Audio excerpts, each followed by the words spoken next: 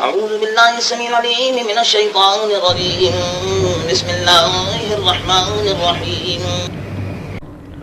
عما يتساءلون عن النبأ العظيم الذي هم فيه مختلفون كلا سيعلمون ثم كلا سيعلمون ألم نجعل الأرض مهادا والجبال أوتادا وخلقناكم أزواجا وجعلنا نومكم سباتا وجعلنا الليل لباسا وجعلنا النهار معاشا وبنينا فوقكم سبعا شدادا وجعلنا سراجا وهاجا وأنزلنا من المعصرات ماء سجاجا لنخرج به حبا ونباتا وجنات ألفافا إن يوم الفصل كان ميقاتا يوم ينفخ في الصور فتأتون أفواجا وفتحت السماء فكانت أبوابا وسيرت الجبال فكانت سرابا إن جهنم كانت مرصادا للطاغين مآبا لابسين فيها عقابا لا يذوقون فيها بردا ولا شرابا إلا حميما وغساقا جزاء وفاقا إنهم كانوا لا يرجون حسابا وكذبوا بآياتنا كذابا وكل شيء عصيناه كتابا فذوقوا فلن نزيدكم إلا عذابا إن للمتقين مفازا حدائق وأعنابا وكواعب أترابا وكأسا دهاقا لا يسمعون فيها لغوا ولا كذابا جزاء من ربك عطاء حسابا رب السماوات والأرض وما بينهما الرحمن لا يملكون منه خطابا يوم يقوم الروح والملائكة صفا لا يتكلمون إلا من أذن له الرحمن وقال صوابا ذلك اليوم الحق من شاء اتخذ إلى ربه مآبا إنا أنذرناكم عذابا قريبا يوم ينظر المرء ما قدمت يداه ويقول الكافر يا ليتني كنت ترابا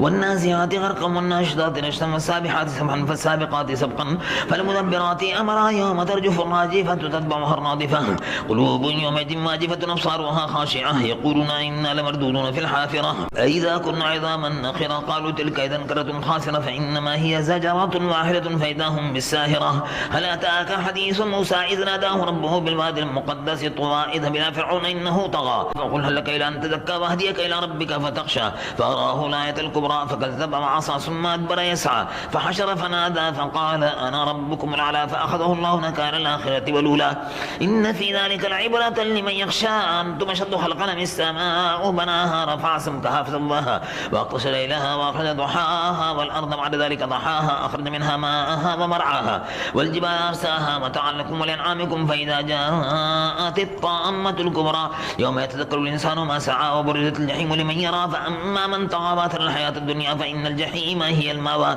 وأما من خاف مقام ربه ونهى النفس عن الهوى فإن الجنة هي المأوى يسألونك عن الساعة أيان مرساها فيما أنت من ذكراها إلى ربك منتهاها إنما أنت منذر من يخشاها كأنهم يوم يرونها لم يلبسوا إلا عشية أو ضحاها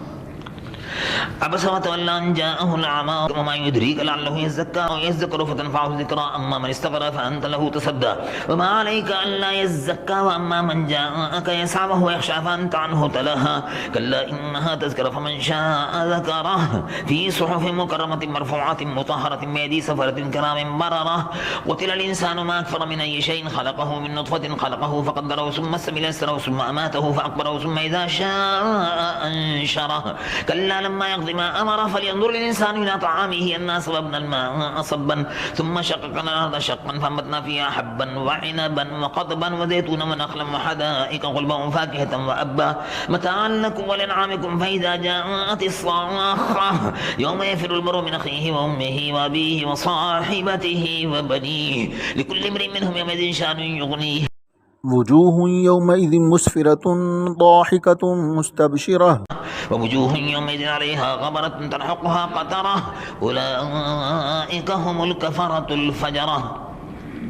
إذا الشمس كورت وإذا النجوم انكدرت وإذا الجبال سيرت وإذا العشار عطلت وإذا الوحوش حشرت وإذا البحار سجرت وإذا النفوس زوجت وإذا الموءودة سئلت بأي ذنب قتلت وإذا الصحف نشرت وإذا السماء كشطت وإذا الجحيم سعرت وإذا الجنة أزلفت علمت نفس ما أحضرت فلا أقسم بالخنس الجوار الكنس والليل إذا عسس والصبح إذا تنفس إنه لقول رسول كريم ذي قوة عند ذي العرش مكين مطاع ثم أمين وما صاحبكم بمجنون ولقد رآه بالأفق المبين وما هم على الغيب بضنين وما هو بقول شيطان رجيم فأين تذهبون إن هو إلا ذكر للعالمين لمن شاء منكم أن يستقيم وما تشاءون إلا أن يشاء الله رب العالمين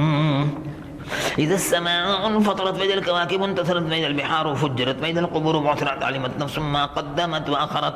يا أيها الإنسان ما غرك بربك الكريم الذي خلقك فسواك فعادلك في أي صورة ما شاء ركبك كلا بل تكذبون بالدين وإن عليكم لحافظين كراما كاتبين يعلمون ما تفعلون إن الأبرار لفي نعيم وإن الفجار لفي جحيم يصلونها يوم الدين ما هم عنها بغائبين وما أدراك ما يوم الدين ثم ما أدراك ما يوم الدين يوم لا تملك نفس لنفس شيئا والأمر يومئذ لله ويل للمطففين الذين يكتالون على الناس يستوفون وإذا كالوهم أو وزنوهم يخسرون ألا يظن أولئك أنهم مبعوثون ليوم عظيم يوم يقوم الناس لرب العالمين كلا إن كتاب الفجار لفي سجين وما أدراك ما سجين كتاب مرقوم ويل يومئذ للمكذبين الذين يكذبون بيوم الدين وما يكذب به إلا كل معتد نثيم إذا تتلى عليه آياتنا قال أساطير الأولين كلا بل ران على قلوبهم ما كانوا يكسبون كلا إنهم من ربهم يومئذ لمحجوبون ثم إنهم لصالوا الجحيم ثم يقال هذا الذي كنتم به تكذبون كلا إن كتاب الأبرار لفي عليين وما أدراك ما عليون كتاب مرقوم يشهده المقربون إن الأبرار في نعيم على الأرائك ينظرون تعرف في وجوههم نظرة النعيم يسقون من رحيق مختوم ختامه مسك وفي ذلك فليتنافس المتنافسون ومزاجه من تسليم عينا يشرب بها المقربون إن الذين أجرموا كانوا من الذين آمنوا يضحكون وإذا مروا بهم يتغامزون وإذا انقلبوا إلى أهلهم انقلبوا فكهين وإذا رأوهم قالوا إن هؤلاء لضالون وما أرسلوا عليهم حافظين فاليوم الذين آمنوا من الكفار يضحكون على الأرائك ينظرون هل ثوب الكفار ما كانوا يفعلون إذا السماء انشقت وأذنت لربها وحقت وإذا الأرض مدت وألقت ما فيها وتخلت وأذنت لربها وحقت يا أيها الإنسان إنك كادح إلى ربك كدحا فملاقيه فأما من أوتي كتابه بيمينه فسوف يحاسب حسابا يسيرا وينقلب إلى أهله مسرورا وأما من أوتي كتابه وراء ظهره فسوف يدعو ثبورا ويصلى سعيرا إنه كان في أهله مسرورا إنه ظن أن لن يحور بلى إن ربه كان به بصيرا فلا أقسم بالشفق والليل وما وسق والقمر إذا اتسق لتركبن طبقا عن طبق فما لهم لا يؤمنون وإذا قرئ عليهم القرآن لا يسجدون بل الذين كفروا يكذبون والله أعلم بما يوعون فبشرهم بعذاب أليم إلا الذين آمنوا وعملوا الصالحات لهم أجر غير ممنون والسماء ذات البروج واليوم الموعود وشاهد ومشهود قتل أصحاب الأخدود النار ذات الوقود إذ هم عليها قعود وهم على ما يفعلون بالمؤمنين شهود وما نقموا منهم إلا أن يؤمنوا بالله العزيز الحميد الذي له ملك السماوات والأرض والله على كل شيء شهيد إن الذين فتنوا المؤمنين والمؤمنات ثم لم يتوبوا فلهم عذاب جهنم ولهم عذاب الحريق إن الذين آمنوا وعملوا الصالحات لهم جنات تجري من تحتها الأنهار ذلك الفوز الكبير إن بطش ربك لشديد إنه هو يبدئ ويعيد وهو الغفور الودود ذو العرش المجيد فعال لما يريد هل أتاك حديث الجنود فرعون وثمود بل الذين كفروا في تكذيب والله من ورائهم محيط بل هو قرآن مجيد في لوح محفوظ والسماء والطارق وما أدراك ما الطارق النجم الثاقب كل نفس لما عليها حافظ فلينظر الإنسان مما خلق من ماء دافق يخرج من بين الصلب والترائب إنه على رجعه لقادر يوم تبلى السرائر فما له من قوة ولا ناصر والسماء ذات الرجع والأرض ذات الصدع إنه لقول فصل وما هو بالهزل إنهم يكيدون كيدا وأكيد كيدا فمهل الكافرين أمهلهم رويدا سبح اسم ربك الأعلى الذي خلق فسوى والذي قدر فهدى والذي أخرج المرعى فجعله غثاء أحوى سنقرئك فلا تنسى إلا ما شاء الله إنه يعلم الجهر وما يخفى ونيسرك لليسرى فذكر إن نفعت الذكرى سيذكر من يخشى ويتجنبها الأشقى الذي يصل النار الكبرى ثم لا يموت فيها ولا يحيا قد أفلح من تزكى وذكر اسم ربه فصلى بل تؤثرون الحياة الدنيا والآخرة خير وأبقى إن هذا لفي الصحف الأولى صحف إبراهيم وموسى هل أتاك حديث الغاشية وجوه يومئذ خاشعة عاملة ناصبة تصلى نارا حامية تسقى من عين آنية ليس لهم طعام إلا من ضريع لا يسمن ولا يغني من جوع وجوه يومئذ ناعمة لسعيها راضية في جنة عالية لا تسمع فيها لاغية فيها عين جارية فيها سرر مرفوعة وأكواب موضوعة ونمارق مصفوفة وزرابي مبثوثة أفلا ينظرون إلى الإبل كيف خلقت وإلى السماء كيف رفعت وإلى الجبال كيف نصبت وإلى الأرض كيف سطحت فذكر إنما أنت مذكر لست عليهم بمسيطر إلا من تولى وكفر فيعذبه الله العذاب الأكبر إن إلينا إيابهم ثم إن علينا حسابهم والفجر وليال عشر والشفع والوتر والليل إذا يسر هل في ذلك قسم لذي حجر ألم تر كيف فعل ربك بعاد إرم ذات العماد التي لم يخلق مثلها في البلاد وثمود الذين جابوا الصخر بالوادي وفرعون ذي الأوتاد الذين طغوا في البلاد فأكثروا فيها الفساد فصب عليهم ربك صوت عذاب إن ربك لبالمرصاد فأما الإنسان إذا ما ابتلاه ربه فأكرمه ونعمه فيقول ربي أكرمن وأما إذا ما ابتلاه فقدر عليه رزقه فيقول ربي أهانن كلا بل لا تكرمون اليتيم ولا تحاضون على طعام المسكين وتأكلون التراث أكلا لما تحبون المال حبا جما كلا إذا دكت الأرض دكا دكا وجاء ربك والملك صفا صفا وجيء يومئذ بجهنم يومئذ يتذكر الإنسان أنى له الذكرى يقول يا ليتني قدمت لحياتي فيومئذ لا يعذب عذابه أحد ولا يوثق وثاقه أحد يا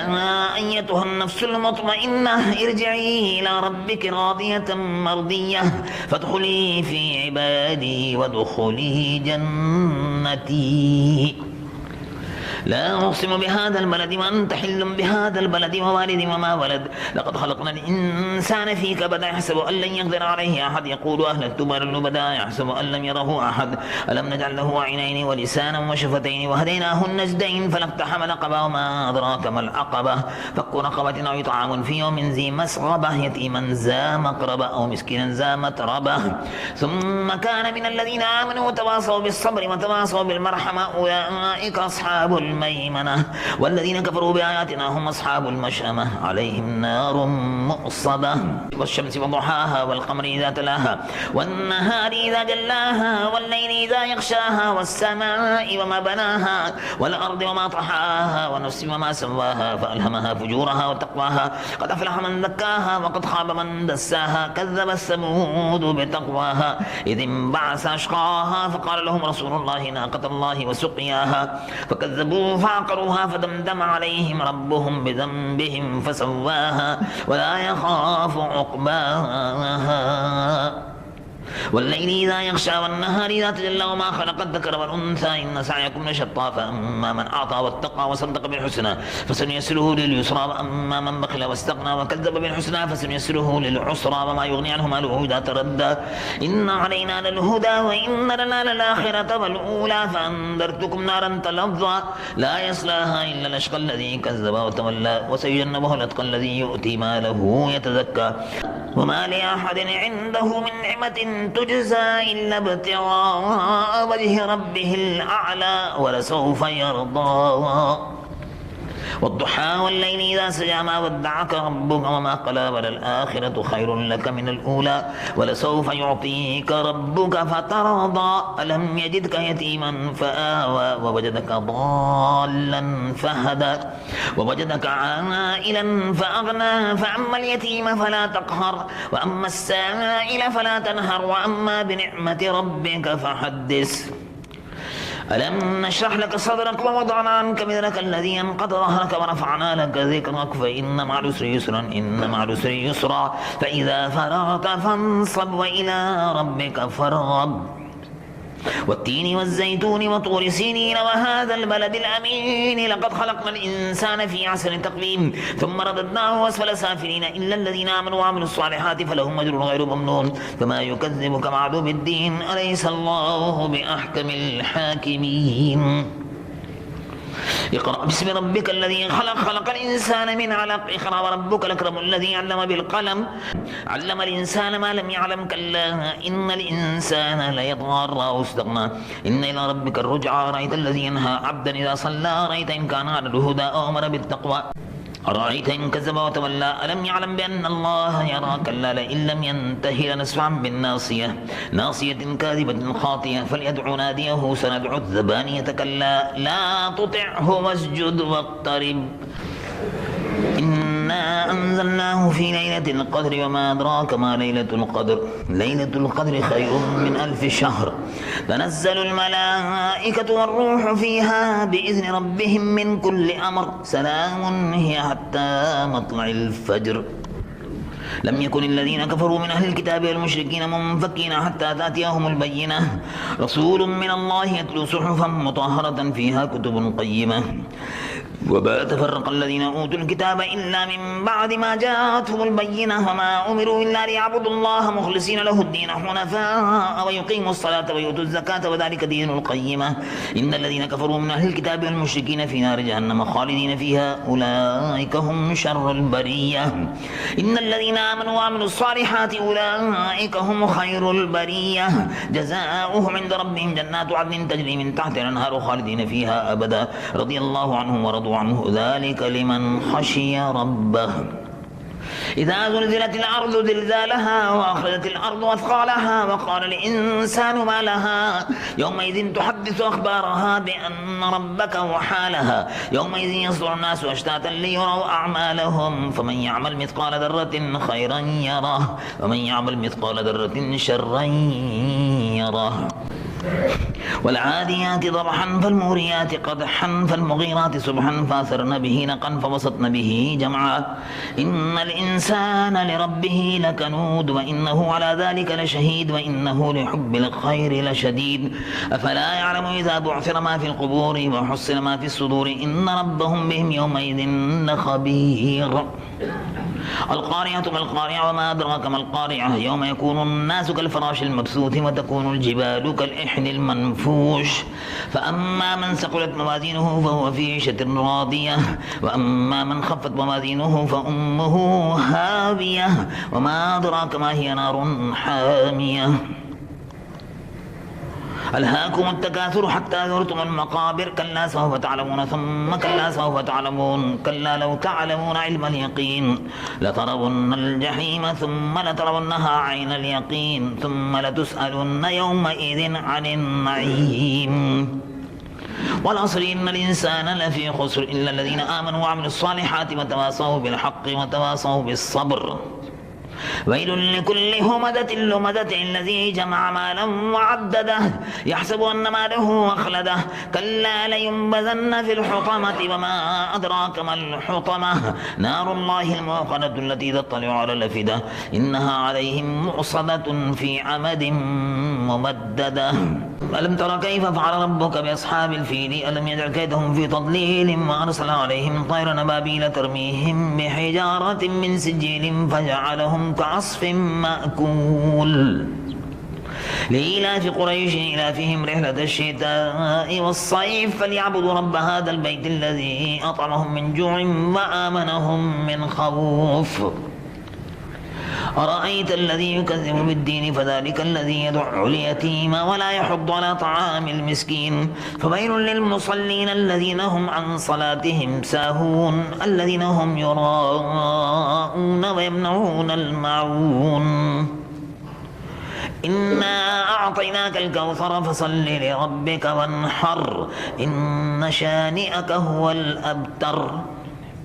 قل يا أيها الكافرون لا أعبد ما تعبدون ولا أنتم عابدون ما أعبد ولا أنا عابد ما عبدتم ولا أنتم عابدون ما أعبد لكم دينكم ولي دين